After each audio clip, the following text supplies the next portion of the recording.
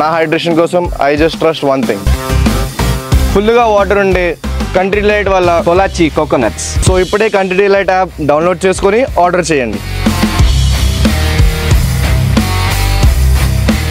హైదరాబాద్ స్థానిక సంస్థల ఎమ్మెల్సీ ఎన్నికల్లో Bharatiya Janata party and MIM అభ్యర్థులు మాత్రమే బరిలో ఉన్నారు సార్ ప్రధానంగా.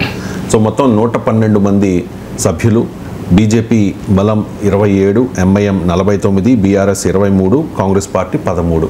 అందరికంటే తక్కువ కాంగ్రెస్ పార్టీ. కాబట్టి పోటీలో లేము అంటూ ఉన్నారు కాంగ్రెస్ నేతలు. మరి బీజేపీ బలం ఏంటి అండ్ బీజేపీ బీఆర్ఎస్ రెండు కుమ్మక్కయ్యాయి అనేది కాంగ్రెస్ నాయకుల వాదన సార్. సో ఎవరికి కూడా బలం లేదు అంటే ఆ ఫిగర్స్ కరెక్ట్ కాదో చూడాలి. ఎందుకంటే ఈ ఎమ్మెల్సీ ఎన్నికలకు వచ్చే వరకు ఏంటంటే కార్పొరేటర్లతో పాటు ఎంపీలు, ఎమ్మెల్యేలు, ఎమ్మెల్సీలకు కూడా ఓటేయచ్చు. స్థానిక ఈ లోకల్ బాడీస్ కిందికి వస్తారు, అది వెరిఫై చేయాలి. మరి ఈ ఎమ్మెల్సీ ఎలక్షన్లకు కూడా వాళ్ళకి ఎలిజిబిలిటీ ఉందా లేదా చూడాలి. అంటే మంత్రి పొన్నం ప్రభాకర్ చెప్పిన గణాంకాలు. సో బట్ ఏదైనా ఒకటి మాత్రం నిజం, trend forget about the figures, trend మాత్రం నిజం. ఏ పార్టీకి సొంతగా మెజారిటీ లేదు. ఈ స్థానిక సంస్థల కోటాలో జరిగే ఎన్నికల్లో ఏ పార్టీకి మెజారిటీ లేదు, అంతవరకు నిజం. సో ఉన్నంతలో MIM is the single largest ఈ కాన్స్టిట్యున్సీలో, అంటే ఇది Hyderabad local bodies MLC constituency. ఈ హైదరాబాద్ స్థానిక సంస్థల నియోజకవర్గంలో ఎంఐఎంకి సింగిల్ లార్జెస్ట్ పార్టీగా ఎంఐఎంకి ఉంది. ఇక మీకు మిగతా పార్టీలకు వచ్చే వరకు ఎవరికీ లేదు. సో అందులో అనుమానం లేదు.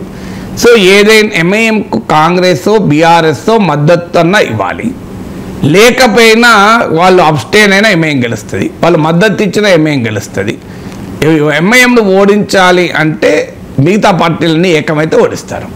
సో హైదరాబాద్లో ఉన్న పొలిటికల్ కాంపోజిషన్ రీత్యా కాంగ్రెస్, బీఆర్ఎస్, బీజేపీ మూడు ఏకమయ్యే అవకాశమే లేదు కనుక క్లియర్గా ఎంఐఎం గెలిచడానికి స్కోప్ ఉంటుంది.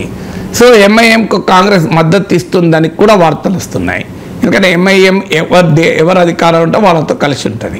10 ఏళ్ల పాటు బీఆర్ఎస్తో కలిసి కేసీఆర్కు బి టీమ్గా పనిచేశాడు ఓవైసీ.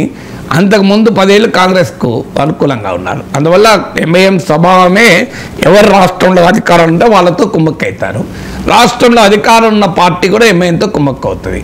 అందువల్ల ఇందులో బీఆర్ఎస్ అదే పనిచేసింది, కాంగ్రెస్ అదే పనిచేసింది, అంతకుముందు కాంగ్రెస్ అదే పనిచేసింది. అందువల్ల ఇప్పుడు ఎంఐఎంకు కాంగ్రెస్ పార్టీ మద్దతు ఇవ్వవచ్చు అని వార్తలు వస్తున్నాయి. ఈవెన్ వాళ్ళు మద్దతు ఇవ్వక బహిష్కరించినా కూడా నీకు ఆటోమేటిక్గా ఎంఐఎంఏ గెలుస్తుంది. సో బీజేపీకి ఏ రకంగా చూసినా బలం లేదు. అయినా బీజేపీ ఎందుకు పోటీ పెట్టిందంటే ఒక మెసేజ్ ఇవ్వటానికి పోటీ పెట్టింది. ఏంటి ఆ మెసేజ్ అంటే we will not allow MIM to win uncontested. అంటే ఏకగ్రీవంగా పోటీ లేకుండా ఎంఐఎంను గెలిపించడం తమకు ఇష్టం లేదు అని తన యాంటీ ఎంఐఎం పొలిటికల్ నరేటివ్ను హైదరాబాదులో ప్రజల్లోకి తీసుకెళ్లడం అనేది బీజేపీ లక్ష్యం. ఎందుకంటే రేపు జిహెచ్ఎంసీ ఎన్నికల్లో తమకు ప్రధాన ప్రత్యర్థిగా ఎంఐఎం చూస్తారు కనుక ఈవెన్ తెలంగాణ రాజకీయాల్లోనే ఓవైసీల భుజాల మీద తుపాకులు పెట్టి కాంగ్రెస్ బీఆర్ఎస్లు బీజేపీ కాలుస్తూ ఉంటుంది. మీకు అమిత్ షా జిహెచ్ఎంసీ ఎన్నికలు వచ్చినప్పుడు కూడా మీకు ఆ రోజుల్లో అనేవాడు చూడండి, కార్ స్టీరింగ్ ఓవైసీకే పాస్ అయ్యాయని. కార్ స్టీరింగ్ ఓవైసీ చేతిలో ఉంది అని అమిత్ షా ఎప్పుడు విమర్శించేవారు. సో అందువల్ల మీకు బీజేపీ పొలిటికల్ నరేటివ్లోనే యాంటీ ఎంఐఎం పాలిటిక్స్ అనేది కీలకం. సో అందువల్ల ఈ ఎమ్మెల్సీ ఎన్నికల ద్వారా యాంటీ ఎంఐఎం పొలిటికల్ నరేటివ్ను జనంలోకి తీసుకెళ్లడం అనేది బీజేపీ రాజకీయ లక్ష్యం. గెలవడం లక్ష్యం కాదు, గెలిచే అవకాశం లేదన్న సంగతి అందరికీ తెలుసు, బీజేపీ కూడా తెలుసు. సో గెలుస్తుంది అని పోటీ చేయడం మా మిత్రుడు గౌతమ్ రావు పోటీ చేస్తున్నాడు, కానీ గెలుస్తాడని కాదు, కానీ but they want to give a contest. So రాజకీయాల్లో గెలవడానికే పోటీ చేయరు, రాజకీయాల్లో ఒక రాజకీయ సంకేతాన్ని పంపడానికి, ఒక రాజకీయ సందేశాన్ని పంపడానికి కూడా పార్టీలు పోటీ చేస్తాయి, చేయాలి కూడా. అందువల్ల బీజేపీ స్ట్రాటజిక్గా తీసుకున్న నిర్ణయం కరెక్ట్. అది గెలవడం ఓడడం తర్వాత సంగతి, ఎలాగో గెలవరు, కానీ గెలవడానికే పోటీ చేయరు, ఓడిపోయినానికైనా పోటీ చేస్తారు. ఆ ఓడిపోవడం ద్వారా కూడా సంకేతాన్ని పంపుతారు. రెండవ సంకేతం ఏం పంపుతున్నారంటే ఎంఐఎంతో బీఆర్ఎస్ కాంగ్రెస్లు కుమ్ముక్కయ్యాయి, ఎంఐఎంను ఓడించే కృషిలో భాగం కావడం లేదు, వీళ్ళందరూ ఎంఐఎంతో ఏదో ఒక అవగాహన ఉంది అనేది బీజేపీ చెప్పదలుచుకుంది. ఎందుకంటే రేపు రాబోయే జిహెచ్ఎంసీ ఎన్నికల్లో ఎంఐఎంకు ఫర్ అండ్ ఎగనెస్ట్గా పోలరైజేషన్ కనుక హైదరాబాద్లో జరిగితే అది బీజేపీకి అడ్వాంటేజ్గా ఉంటుంది. ఎందుకంటే లాస్ట్ జిహెచ్ఎంసీ ఎలక్షన్స్ ఇందుకు ఉదాహరణ. మీకు జిహెచ్ఎంసీలో బీఆర్ఎస్ అధికారంలో ఉన్నా కూడా తన అంతకుముందు 99 సీట్స్ ఏమో గెలుచుకుంటే భారీగా తగ్గాయి. బీజేపీ సీట్లు భారీగా పెరిగాయి, ఊహించిన దానికన్నా ఎక్కువ పెరిగాయి. కారణం ఏంటంటే ఆ పోలరైజేషన్ సక్సెస్ఫుల్గా బీజేపీ తేగలిగింది.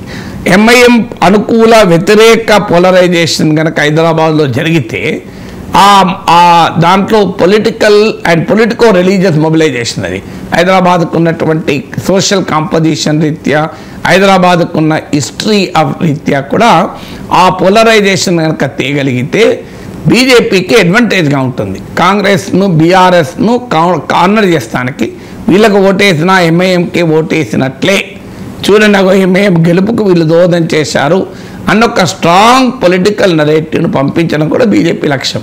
అందువల్ల ఈ రెండు కూడా వ్యూహాత్మక లక్ష్యాలు. రేపు రాబోయే జిహెచ్ఎంసీ ఎన్నికల కోసం ఒక వ్యూహాత్మక లక్ష్యాలు. అందువల్ల జిహెచ్ఎంసీ ఎన్నికలకు ముందు వస్తుంది కనుక దీని ఒక వ్యూహాత్మకమైన పోటీగా బీజేపీ తీసుకుంటోంది. అందువల్ల గెలవడం ఓడడం అనేది అంత ఇంపార్టెంట్ కాదు, ఎలాగో ఓడుతారు.